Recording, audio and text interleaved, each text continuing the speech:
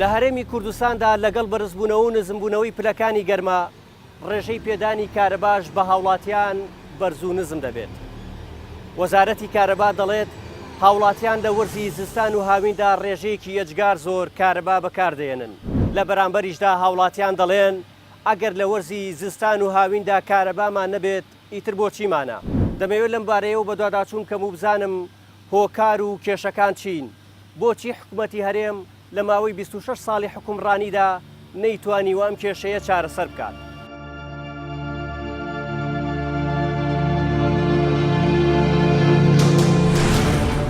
ساڵە هاوڵاتیانی باشووری کوردستان گلەیی لە کەمی کارەبا دەکەن. حکوومەتی هەرێمیش بەردەوام بەڵێنی نوێ و پلانی نوێ و کاری نوێ ڕاگەیاندووە بۆ چارەسەرکردنی کێشەکە. بەڵام دوای تێپەڕبوونی 26 ساڵ تا ئێستا کێشەی نەبوونی کارەبای 24 کاتژمێر بەردەوامی هەیە و هاوڵاتیانیش ناڕەزایی و گلەیەکانیان بەردەوامە. بە هیچ نەعەشر ڕازیم لە کارەبا. زانیسی بە هەزاران فەقیر هەیە لە 24 سعات 8 سعات 6 سعات کارەبای دەن. ئەوان تریش وەکو مەسوولەکانیش 24 سعات کارەبایان 20 پێک دەکەن هەشتا کدرێک کارەبامە بەش ناکاتن. وەڵا لە هەرێمی کوردستان و کوردستانە نەفتمان نییە، هاوینانیش کارەبامان نییە. کوڕەکە کارەبا لە 24 سعاتی هەمووی 8 سعات کارەبایە. ئەو دایرانە ئەو کۆمپانیایانە شەریکانە هەموو کاربانێ کاربە کو دەگەیشتەمە بەچنەوە ئەش کارەبە دەگەیشتەمە. تەمەشاکە ئەو وڵاتانە 24 سعات کارەبای ئەگە دقە کاربە بڕێ عەفلەی دەکەن. ئێمە ئەگە دقە کاربە زیاتر بی دەبی عەفلەی بکەین. ئێستا یاری هەولێرێ گیزەر گەلک زۆر بووە. سبریتە سبیل هەر بەبێتامی ئێستا مارێ لەوانە سێسا سبری تێبی نابی برن هەموو شتێک بشتێنە سا حکوومەت. حکوومەت چمانە هەر ئەوەن لێیان بەخۆی ملەتەکە بەخۆی دەبی تێبگرن. سەمار هەیە مەسەلەن جەوەکە جارێەوە گەرمانیە تایم بەڕێش پێ بکەی احتیاری چ مشکلەی نییە. وەڵی بەنسبەت ئەمە لە کارەبای هەرێمی کوردستان ڕازی نێنە لەبەرەوەی بەردەوام نییە. مۆلیدا بە نوقستانی دەمانداتێ ڕئیسی بە نوقستانی دەمانداتێ. ئەمەش داوا لە حکوومەتی هەرێمی کوردستان دەکەین چاوەکی بەو خەڵکێ بکشێنەوە ئەو کارەبایەمان بە تەواوی بداتێ ئەو خەڵکە ئیستفادەچی لەو کارەبای بکە و لەو مانجی ڕەمەزانە بکە. بە عام و بەگشتی کارەبا باش نییە.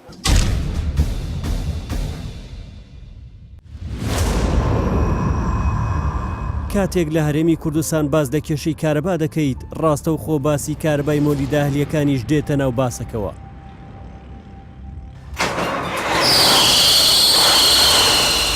حکوومەتی هەرێم بە مەبەستی چارەسەرێکی کاتی بۆ کێشەی کارەبا بڕیاریدا بەدانانی مۆلی دەیەهلی لە گەڕەکەکاندا بۆ پێدانی کارەبا بە هاوڵاتیان. بەڵام ئەو بڕیارە نەک هەر کێشەکەی چارەسەر نەکرد بەڵکو ئاڵۆزی و کێشەی بۆستون و هێڵەکانی کارەبا دروست کرد و هاوکات ئێستا خاوەن مۆلی داهلیەکان گلەی لە حکوومەت دەکەن گوایە ئەوانی کردوتە پاسەوانی کارەبا و هەر جارە و بە جۆرێک خشتەی کارکردنیان بۆ دیاری دەکات. کارپێکردنی مۆلیدە ئێستا ئەو بەرنامەی مانجی ڕەمەزان لە 11 پێش نیوەڕۆیە تاکو چاری بەیانی. لەو مەسافێ هەر کاتێک بکوژێتەوە کە مۆلیدە چەندی ئیش کرد ئەو حیسابە. دیاری نییە ئەمنەتە مەسەن لەو مانگەی ئەمن 10 سعاتی ئیش دەکەم ڕۆژانە. ئێستا مانگی ڕابردوو نسبەی معدل هەندێک شوێن هەیە 5 سعات ئیشی کردیا، هەندێک شوێن هەیە 6 سعات 5 سعات و نیو ئیشی کردیا. یعنی کە دەرێتن 11 لە بۆ چاری بەیانی مەرز نییە ئەتو لە 11 ئیش بکەی هەتا چاری بەیانی. باشە ئەم گۆڕانکاری لە خشتەی پێدانی کارەبا و هاتنەوە و کوژانەوەی کارەبای نیشتیمانی ئەمە کێشەی بۆ ئێوە دروست نەکردووە وەکو خاوەن مۆلیدەیە کە وەکو خۆش ئاماژە پێیا پێشتر وتێت ئێمە وەکو پاسەوانی دایری کارەبامان لێ هاتووە. بە تاکید ئێستا کە ئەمە وەکو مشەغل مۆلیدەکی دایری کارەبامان لێ هات یا خاوەن مۆلیدەک ئەتو بەرنامە شوێتودانە دێت لە 11 پێش نیوەڕۆ تاکو چاری بەیانی نازانی کێنێ دەبڕێ. ئەگە بەرنامەکی دیاریکرا و هەبیتن لەلایەن دایری کارەبا و لە کۆنتترۆل پێت برێ 12 لۆ چار ئیش بکە بکوژێنەوە کارەبا ڕئیسی دێتەوە پاشان ئەتو 5 لۆ 12 پێکەوە. ئەوەش دەبی بەرنامەت وەختت دیارە پێشوەخت دەی خۆت ئامادەکاری دەکەی. لە زۆر حالەتەیە گلەی وەکو ئەمە بخۆمان مشەغلمان لەناو مۆلیدەیە زیاتر ئەو مۆلیدەکان هەیە مشەغل ناو مۆلیدەی دەنوێتن کە مۆلیدە ئیش پێ دەکا. بەڵام دەبین لە شوێن هەیە مشەغلەکە لەوێنێ کارەبا دەبڕێ لەوانە 5 دقە 10 دقە تاخیر دەبی گلەی دەکرێت لە خاوەن مۆلیدەی کاکە بەرنامەی دیار نییە دەبایە سعات 10 ببڕێ سعات 8 بڕایە.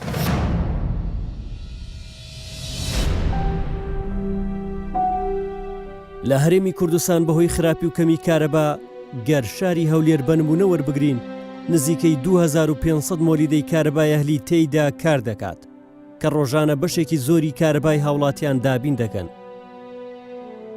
بە گوتەی سەرپەرشتیاری لیژنەی مۆلیدە ئەهلیەکان لە پارێزگای هەولێر لە هەندێک کاتدا کاتژمێرەکانی پێدانی کارەبای مۆلیدە زیاترە لە کارەبای نیشتیمانی. ئێستا مۆلیدە ئەهلیەکان ڕۆژانە چەند کاتژمێر کارەبایەن؟ با بڵێن لە 24 کاتژمێرە چەند کاتژمێر کارەبایەن؟ ئەگەر ئەوها ئیشکەن لە کاتژمێری 11 تا با بڵێن چاریبانی احتیمالە ڕۆژانە 10 کاتژمێر ئیشکەن 10 کاتژمێر 11 کاتژمێر لەوانەیە بکاتە 13-14 هەزار دینار ئەمپێری. ئەگەر هاوڵاتێک 4 ئەمپێری هەبی دەکە 56,000 دینار. مەبەستم ئەوەیە لە 24 کاتژمێرە لە شەو ڕۆژێکدا بۆ نمونە وەزارەتی کارەبا بڵێ کارەبای نیشتیمانی 10 کاتژمێرە بات. لەوانەیە 8 کاتژمێر 9 کاتژمێر بەتەوقع من ئەی مۆلیدەکان چەند کاتژمێر؟ ئەمە مۆلیدەکان لە ناڵێم لە بینی 11 تا چاری بەیانی لەو بینێت چەند کارەبای نیشتیمانی ئەگەر هاتەوە باقیەکە مۆلیدە.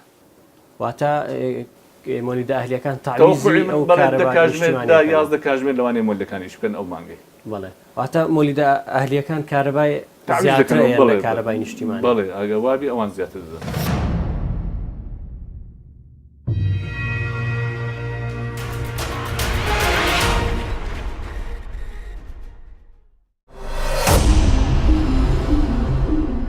کێشەی کارەبا لە هەرێمی کوردستان تەنها لە بەرەمێنانی کارەبادا نیە، بەڵکو لە نەبوونی سیستەمێکی پێشکەوتوشدا خۆی دەبینێتەوە بۆ کۆنتڕۆڵ و دابشکردنی کارەبای بەرەمهاتوو.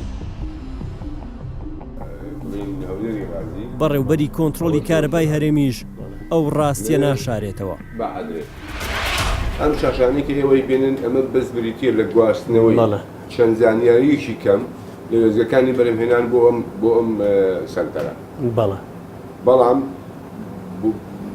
ئەمە نابێتە بەدیت لە سکادا، چون سکادا تەواوی معلوماتەکان لە تەواوی مۆقعەکانەوە بە هەموو وێزگەکانی بەرەمهێنان، وێزگەکانی گۆڕین یاڵەکانی گواستنەوە دەخەڵ دەبێ ئەوتوانی بیشی بینی وتوان تەحکومیشی پێ بکەیت. ئەبێ سیستمەکە سیستمیش پێشکەوتوو بێەوە ئێمە و کادرانەیە کە باسی بکەیتەوە پێشبەرگانە دەوری وا بڵێن ئەو ئامێرە ئەبینن، بەڵام ئەو ئامێرە ینی هەموو کۆمپیوتەرایزە دقی و با بڵێن کۆنتڕۆڵکردنیش تا ئاینەکان لە توانای بەشەرانیە.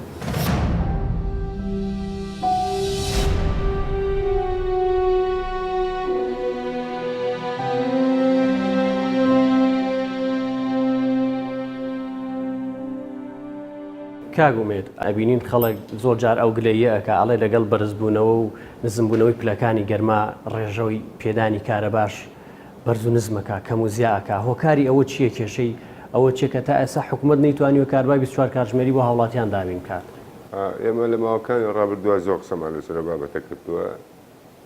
ئێمە بەرزترین خواستمان لە هەرێمی کوردستان بە پێچەوانی دنیاوەیە لە زستانەیە کە لە زۆربەی وڵاتانی دنیا بڵێ تەواوی وڵاتانی دنیاش بەرزترین خواست هاوینایە نەک لە زستان. بەڵام ئێمە لە هاوینیش دیسانەوە خواستمان بەرزە بێتەوە بە دڵنیاییەوە چکم وزەی کارەبا سەرچاوەیە کە بۆ بەکارهێنانی ئامێرە فێنەرکەرەوەکان بە شێوەیەکی کراوە و بێ شێوەیەکی بێشومار. لە ئێستا کارەبای هەرێمی کوردستان لە توانای هەیە چەند کاتژمێر کارەبا بۆ هاوڵاتیان دابین بکات؟ ئێمە لە ئێستاە بەپێی خوێندنەوەی خۆمان کە لە مانگی پێنج با بڵین لە سەرەتای مانگی پێنجاکرمان و ئەو ئەگەرانی کە بۆ بەرزبوونەوەی پلەکانی گەرما کردمان تەوقعاتمان وا بوو بە تێکرا مانگە 15 کاتژمێر کارەبا بکەین تا ئەم دقەیە کە لەگەڵ بەڕێستان قسەکەم ئێمە بە 2400 مێگاواتی بەرهەم بە تێکڕا توانیمانە لەو ڕێژەیە زیاترش بدەین. ئومێد دەکەین کە بتوانین هەتاوەکو کۆتایی ڕەمەزان لانی کەمی ئەم بەرنامەیە جێبەجێکەینە گرفت و کێشان بۆ نێتە پێشەوە. بەڵێ 2400 مێگاوات کارەبا ئەوەی کە باس لێوە کرد ئەمە ئەو پڕی توانای بەرەمێنانی کارەبای هەرێمی یاخود وێزگەکانی کاربا لە توانایانە هەیە زیاتر کاربا بەرهەم بهێنن. ئەگەر لە توانایانە هەیە بۆچی بەرهەمی نایەنن؟ کێشەکە لەکوایە؟ ئێمە وەکو توانای بەرهەمەکە لە هەرێمی کوردستان بە هەولێر و سلێمانی و دهۆکی غازی خورمەڵا و وێزگەی بەعادرێ و پەنجاوێکی سلێمانی کەوانە نەوتە ڕەشن بە دوکان و دەربەندی خان بە تەواوی ئەو سەرچاوانەی بەرهەم کە هەمانە ئێمە توانای بەرهەمەکەمان لەسەر و نزیک لە 6,000 مێگاواتە بەڵام ئێمە توانین 2400 مێگاوات بەرهەم دێنین لەبەرەوەی کە بەڕاستی ئێمە بەشێکی زۆری ئەم یەکانە بە گازوایل کاریان دەکرد لە ئێستاە بەهۆی قەران و ناتوانرێ ئەو پارەیە کە پارێکی بەڕاستی زەبەلاحەوە ئەرکێکی گەورەیە ئەنی بارگرانیشی گەورە لەسەر حکومەت و وسەکە بۆیە تەنیا ئێمە لەو با بڵێن توانای بەرهەمە 2600 مێگاوات بەرهەمێن.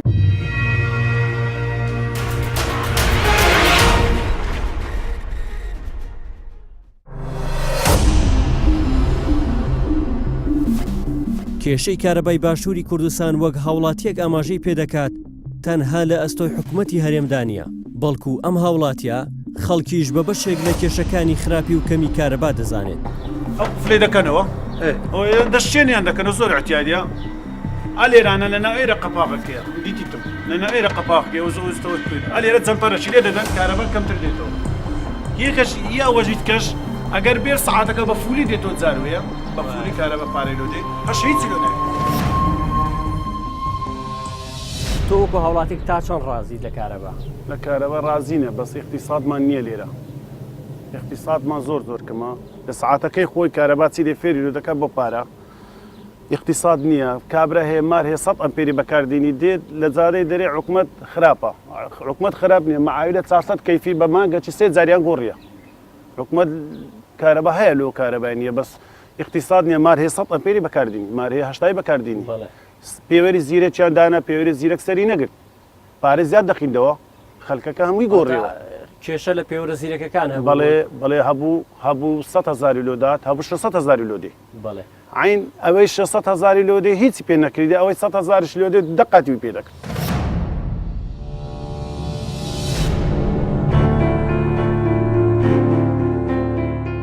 بەهۆی ئەوەی تا ئێستا لە هەرێمی کوردستان نەتواندراوە پێوەری زیرەک و سیستەمی پێشکەوت و بۆ کۆنتترۆلی کارەبای هەرێمدا بنرێت با گوتەی بەڕێوبەری گشتی کارەبای هەولێر 35% کارەبای بەرهەمات و بە فیڕۆ دەڕوات بەهۆی خراپی تۆڕەکانی کارەبا و ئەو سەرپێچی و زیادە ڕەویانەی کە کراونەتە سەر هێڵەکانی کارەبای نیشتیمانی.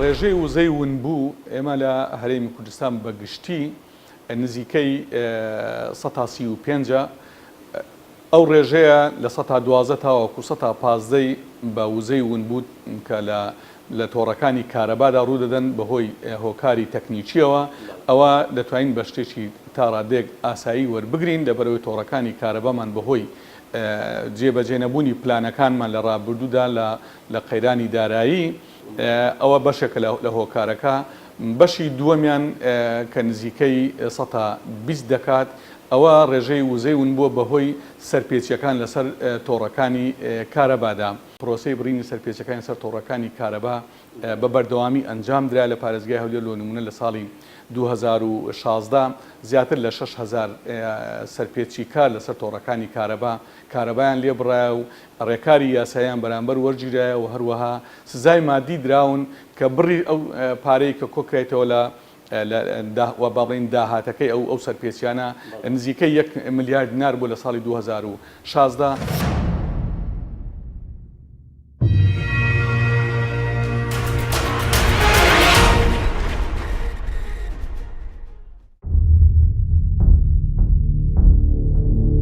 لە ئێستا کارەبای بەرەم هاتوو لە هەرێمی کوردستان بریتیە لە نزیکەی 2500 مێگاوات کارەبا بە گوتەی بەرپرسانی وەزارەتی کارەبا 35% ئەو بڕە کارەبایە بە فیڕۆ دەڕوات بە هۆکاری خراپی هێڵەکان و زیادە ڕەوی لەسەر هێڵەکانی کارەبا کە دەکاتە نزیکەی 700 مێگاوات کارەبا کە ڕۆژانە بە فیڕۆ دەڕوات بڕیتێچوو 1 مێگاوات کارەبا نزیکەی 150 دۆلاری ئەمریکیە واتە بەرەمێنانی ئەو 700 مێگاوات کارەبایە ڕۆژانە پێویستی بە 105,000 دۆلار هەیە بۆ یەک ساڵیش دەکاتە بڕی 37 ملیۆن و 800,000 دۆلاری ئەمریکی واتە ساڵانە بەهۆی خراپی تۆڕەکانی کارەبا و هەروەها ئەو سەرپێچیانەی کە هاوڵاتیان دەیکەنە سەر هێڵەکانی کارەبا ئەوە نزیکەی 38 ملیۆن دۆلار زیان بەر حکوومەتی هەرێم دەکەوێت.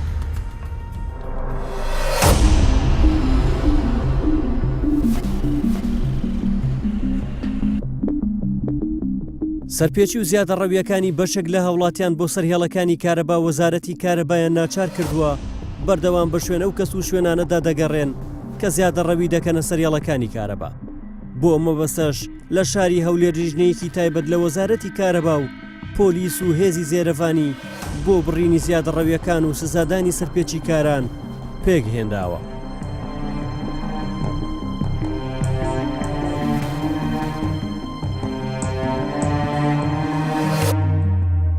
کاکە ئەوە سێ چار تەجاوزی هەیە سەرپێچی کردە ئەمە لێرە کارەبایەکەی دەبڕین و وەرەقەتان دەدەیێ نووسراوەکتان لێنە کاکەی زاری براکەم جێر دەبرێت ئەوە پێت دەرێت کتابتان وەرەقەتان دەدەینێ مراجعی دایرەی کارەبا دەکەن عیزم لێوێن دەرەوزە کێشەکانتان و حەت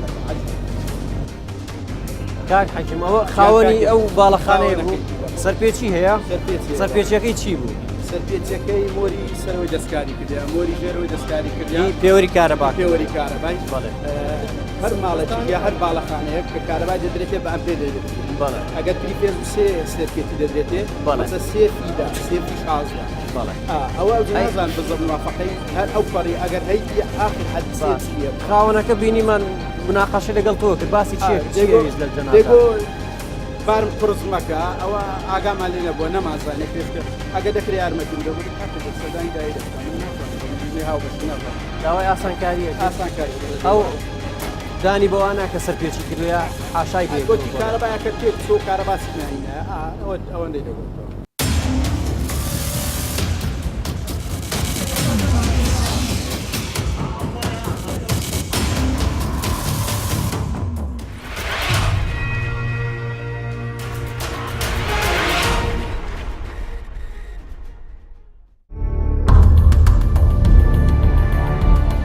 بە گوتەی شارەزایانی بواری کارەبا کێشەی کارەبا لە هەرێمی کوردستان تەنها لە زۆری خواست لەسەر کارەبا و بوونی زیادە ڕەوی و سەرپێچی نییە لە سەرێڵەکانی کارەبا بەڵکو ئەوە بەشێکی کەمی کێشەکەیە و بەشی زۆری پەیوەندی بەبێ پلانی وەزارەتی کارەبا و نەبوونی سیستەمێکی پێشکەوتو بۆ کۆنتڕۆڵ و دابەشکردنی کارەبا هەیە لەمبارەیەوە بۆ وەرگرتنی ڕای وەزارەتی کارەبا دەچمە لای وتەبێژەکەیان و دەمەوێ بزانم کار و پلانیەوان بۆ چارەسەرکردنی کێشەی کارەبا چییە؟ ئێستا ئێمە کار لەسەر ئەوەکەین کە بتوانین هاوڵاتی ئەو کارەبایی کە پێویستە ئەوە بەکاربێنێ کار لەسەر ئەوەکەین کە بە هەدردان لە تۆڕی کارەبا بوەستێنین بەنیازن چۆن کۆنتترۆلی بکەن بەنیازن چۆن ڕای بگرن یاخود ئەو پێوەرەی زیرەکی کارەبا کە پرۆژەیەک بوو بڕیاروا بوو لە تەواوی هەرێمی کوردستانە بکەوێتە کار و باس لەوە ئەکرێت کە ئەو پرۆژەیە هەر لە ئێسەوە فەشەلی هێنابێت و لەبەرەوەی جۆری ئەو پێوەرە زیرەکانە کە هێراون ڕەنگە جۆرەکەی باش نەبێ وەکو هەندێک لە ماڵەکان باسی لێەوەکان پرۆژەکەش بەپی زانیاریەکان نزیکی 50 میلیۆن دۆلاری بۆ سەرف کرابوو ئەکرێ بڵێن ئێستا ئەو 50 میلیۆن دۆلارش بە هەدەردرا نەخێر دیارە ئەوانە پێشتر لە ساڵانی ڕابردوو ئێمە دووجار کار لەسەر ئەوە کراوە پرۆژەیەکی سەرەتایی بوو نزیکەی 20,000 بەشدارێک لە دهۆک و لە هەولێر و لە سلێمانی دانران هەتا ئێستش ئەوانەی دهۆک وەکو پێوەەر بەکارێنن ئەو سیستەمە ئێستا لە هەموو دنیا پەیڕەو ئەکرێ چونکە ئەگونجێ لەگەڵ پێوەرە ژینگەیەکان کە تۆ بتانی تەنها کارەبایەک سەرفەکەی کە پێویستت پێەیە بۆ ئەوەی سوتەمەنی زیاتر لە وێزگەکانە نەسووتێنرێ و بە هەدر نەدرێ و ئێمە ئەو پرۆژەیە کاری بۆ ئەەکەین و هەموو بەشدارەکانی کارەبا ئەگرێتەوە لە هەر چوار پارێزگا و بە تایبەتیش بەشدارە گەورەکان کە زیاتر و دەستگاکانی حکوومەت دەخرێنە ژێر کۆنتترۆلی ئەو سیستەمەوە بڵێ کێشەی کارەبا پێدوانیە بەشە زۆرەکەی وەزارەتی کارەبا خۆی لی بەرپرسەر لەوەی کە هەر وەزارەتێکی تریا هاوڵاتیان بەهۆی ئەوەی کە نەیتوانیوە لە ماوەی چەند ساڵی ڕابردووە کە چەندین ملیارد دۆلار بۆ کەرتی کارەبا سەرف کراوە و دابین کراوە نەیتوانانی و پلانێکی تۆکمەی هەبێت کە هەرێمی کوردستان بەم ڕۆنەگات کە چەند کاتژمێرێکی کەم کارەبای نیشتیمانی هەیە دیارە ئێمە گۆڕانکاریەکی زۆر هەبوو لە تۆڕی کارەبا ئێمە لە ساڵانی ڕابردووە توانیمانە کارەبا بگەێنین بە هەموو شار و چارۆچکەکان و تۆڕی کارەبای تێدایە بەڵام بە بەردەوام بەشدارەکان زیادە بن خواست زیادە بێ بۆیە سەرفیاتی کارەبا زیادە بێت لە هەمان کاتا لە ڕاستیدا دەستگاکانی کارەبا توکمەنین وەکو ئەوەی دامەزراوەیە کە کار بۆ خۆی بکە خۆی بژیێنێ بتوانێت لە بەرهەمەکەی موچەی کارمەندەکانی بخوا ئیشەکانی بکە بۆیە ئێمە ئێستا حکوومەت زۆر جددیە کە گۆڕانکاری لە هەیکلیەت و لە ئەدای ئەو کارمەندانە و ئیشوکاری وەزارەتی کارەبا بکە. بەڵام ئێستا پرۆژەیەک پێم وابێ هەبێ یاخود بیرۆکەیەکی لەو جۆرە هەیە کە کەرتی کارەبا بدرێتە کەرتی تایبەت واتە وەزارەتی کارەبا تەسلیمی کەرتی تایبەتی بکە هەم لە بەرهەمێنان هەم لە دابشکردنی کارەبا ئەگەر هەڵە نەبم. ئەمەش دیسان ئەوە ناگەینێت کە ئێوە گەشتنەوە ئەو باوەڕێی کێشەی کارەبا بە ئێوە هەل ناکرێت.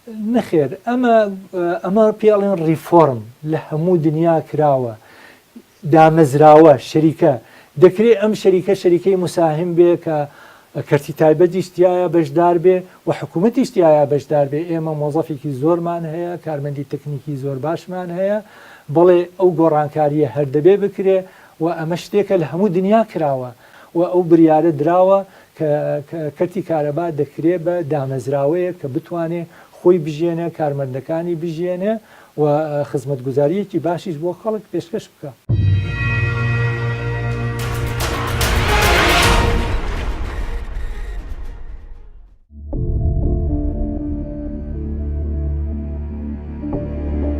کێشەی کارەبا لە باشووری کوردستان و بێپلانی وەزارەتی کارەبا لەو ڕۆوە گەیشتووەتە قۆناغێک کە ئەندازیارێکی شارەزای کارەبا پێی وایە بڕی بەرهەمێنانی کارەبا گەر بشگاتە دوو هێندەی ئەو بڕێی کە ئێستا پێویستە بۆ هاوڵاتیان بەڵام وەزارەتی کارەبا هەر ناتوانێت کارەبای 24 کاتژمێر بۆ هاوڵاتیان دابین بکات. کێشەی کارەبا بە دیاریکراوی لە کام سێکتەرە لە بەرهەمێنانە لە دابەشکردنیەتی لەکوایە؟ من سوالێک دەکەم ئایا ئێستا ئەگەر بەرهەمێنان 100% کارەبای دابین بکە ئایا وەزارەتی کارەبا لە توانایدایە ئەو وزە بگوازێتەوە؟ من گومانم لەوەی هەیە من گومانم هەیە بە تەسەوەری من کارەبا لەوانەیە نەتانی لە 800 مێگای زیاتر بگوازێتەوە چکە کێشە هەیە لە هێلەکانی گواستنەوە. ئەگەر بین بە هەمان شێوە دابەشی بکەین کێشەکان 100 بەرهەمهێنانە 115 گواستنەوەیە 175 دابشکردنە کێشەمان لە دابشکردن هەیە لە محەتاتی وەرگرتن وەکو محەتانی دیبینی لە محەتاتی وەرگرتن و دابشکردن هەندێک گوێزگە هەیە محاویلەکانیان 32 مێگایە بەڵام لەبەر ئەوەی ئەو کێبڵانەی بۆی دانراوە لە بینی وێزگەکان لە زۆری خراپە لە 18 زیاتر نابی بار بکرێت. باشە تۆ بەو هەموو کەم و کوڕانەی کە لە کەرتی کارەبا ئێستا باست کرد کەم و کوڕی هەیە پێت وانییە ئێستا وەزارەتی کارەبا خۆشی یاخود حکوومەت بە شێوەیەکی گشتی خۆشی گەیشتوێتە ئەو باوەڕێی کە کارەبای پێ چارەسەر ناکرێت کێشەی کارەبای پێ چارەسەر ناکرێت ناتوانێت 24 کاتژمێر کارەبا بۆ هاوڵاتیان دابینکە بۆی ئێستا بیرۆکەیەک یاخود پرۆژەیەکی لەو جۆرەی هەیە کە تەسلیمی کەرتی تایبەتی کەرتی تایبەت کارەبا بۆ هاوڵاتیان دابین بکات. تۆ ئەمە پێکارێکی باشە پێ دوای ئەمە چارەسەری کێشەکە بکات. من دێمەوە سەر ئەسلی سوالەکە خەڵکانێک هەیە دەیانێ وا پیشاندن کە ئەم کێشەیە بە وەزارەتی کارەبا بە حکومەت هەڵ ناکرێت نەخێر قەتوانیە. من پرسیارەکەی ئەوەژوو دەکەمەوە ئەو جیهەتەی کە کەرتی تایبەتە وەزارەتی کارەبای دەبا چی زیاتر پێ لە وەزارەتی کارەبا؟ من پرسیارەکەم وەزارەتی کارەبا نزیکەی 14,000 فەرمانبەری هەیە کاکە بە سەدەها مهندسی زۆر کارامە و شارەزای هەیە باشە من زۆر جارەوت پرسیارم لیان کرێ گوتم ئەو کەرتی تایبەتە ئەو لایەنەی دێ وەزارەت کات چی لە ئێوە زیاترە نە ئیمکانیات نە پارە نە هێستان هەموو لەگەڵە چی زیاتر من ئەو سوالەی لە تۆ دەکەم چی زیاتر دەبێت ئەو بتوانی بیکا کە وەزارەت نەیتوانی و بیکە کارەبا وەزارەتێکی زۆر گرنگە وەزارەتی کارەبا دەبی بە خۆی دابێتەوە خەڵکی زۆر باشی هەیە شتی زۆر بەردەستی باشی هەیە بەڵام ناڕوونیەک لە پلاندانان هەیە من تهمە نابەخشمەوە بەڵام نەخێر کەرتی کارەبا بە قەراری قەتعی نەدرێتەوە کەرتی تایبەت چکۆچی گوتم چی زیاترە لە وەزارەت بەڵێ باشە وەزارەتی کارەبا هەر لە پێناو چارەسەری کۆنتترۆلی کارەبا و نەهێشتنی و تەجاوزاتیانەی کە لەسەر کارەبایەک و خۆیان ئەڵەن ویسیان پێوەری زیرەک لە ماڵانە دانێن و ئەوە چەند ساڵێکیشە ئەو پرۆژەیە هەتا ئێستا لە هەندێک گەڕەکە دانراوە بەڵام هیچ نەتیجەیەکی نەبوو هیچ بەرهەمێکی نەبووە تۆ پێت وایە ئەمە چارەسەری بەشێک لە کێشی کارەبا بکات لە هەرێم؟ بەڵێ چارەسەری بەشێک لە کێشەکە دەکا من تازە پێتم گوت تو باسی تەجاوزی ماڵێک دەکەی بە کێبڵەکی 6 کێبڵێک 6 میلیمی ڕێکشۆ من بۆت باز دەکەم معاملەك 65 مێگای بردو بێهودە بێسوود من ئەوەی دەڵێم زۆر شتێت پێویستە بکرێت ئێستا دێم پێ دەڵێم بەڵام سەبارەت بە پێوەری تەمبەڵ چگە زیرەک باشەکەی تەواو دەبوو ئەو پێوەرە تەمبەڵێ ئەوەندەی منافەسەی شەریکات کەتە ناو ئەوەندەی ئیفادات لەسەری چوو گەشتی لەسەر چوو ئەوەندە شتیدی لەسەر چوو ئەوەندە ئیشی بۆ نەکرا کاکە چەند پێوەرێکدانرا لە چەندجەیەک و هەمووش هەرستی هینا هەمووش سەرکەوتو نەبوو نازانم وەکو مەسلەی مێشەکەی لێ هاتووە هەر وەکوە 25 ساڵ وەزارەتی کارەبا لە 1000 جوان و وعدی جوانی دەدا و هیچ شنیە لە گۆڕێ من شتێک پێ دەڵێم کێشەی وەزارەتی کارەبای بە چەند شتێک چارەسەر دەکرێت یەک دووسەیەکە بکرێتە دووسەیەکی نیشتیمانی دوو وەزارەتەکان بێن شان بدەنە بەرێ وەزارەتەکان کە دەڵێم شان بدەنە بەرێ هەر وەزارەتێک بای خۆی مەسەلەن وەزارەتی ئەوقافە بە مەلایەکە دەڵێن قسەی لەسەر کارەبایی بکەن وەزارەتی تیجارەیە شتی ئەو تۆ ناهێنن کە مەسەلەن ببتە بار لەسەر کارەبای بێست وەزارەتی تربیە دەیەخێتە منهەج و پرۆگرامی خوێندن وەزارەتی پیشەسازیە ماوە کەلوپەلی باشتر بێنێ هەر کەس دەتانی بەشی خۆی بەشداری بکە.